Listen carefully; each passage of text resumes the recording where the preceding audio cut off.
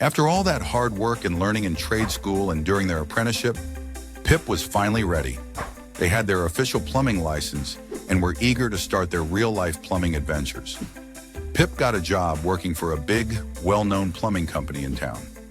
Every single day was a new and exciting challenge, a new water puzzle to solve. One morning, Pip might arrive at a house where a tiny faucet was dripping, drip, drip, drip, like a little drum that never stopped. Pip would carefully examine it, figure out just the right part needed, and with a few expert twists and turns of their wrench, poof, the dripping would stop. The homeowner would sigh with relief and give Pip a big, grateful smile. "Thank you, Pip," they'd exclaim. "That sound was driving me crazy." The very next day, Pip might be faced with a kitchen sink full of bubbly, yucky water that just wouldn't go down. A big clog.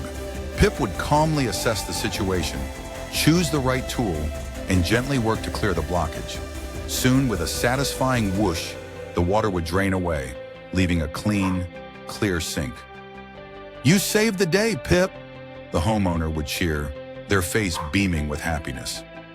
Pip loved seeing those happy faces. It wasn't just about fixing pipes or stopping leaks. It was about helping families feel safe and comfortable in their homes again. It was about bringing peace of mind when things went wrong. Each successful job, each grateful "thank you" made Pip feel incredibly proud. Pip was quickly becoming known as a really good plumber, not just skilled, but also kind, thorough, and always ready with a solution. As Pip worked, helping more and more people, a new little seed of a dream started to grow in their heart. What if, Pip wondered, I could help even more people? What if I could start my own plumbing business? The idea was exciting, a bit scary, but full of possibility.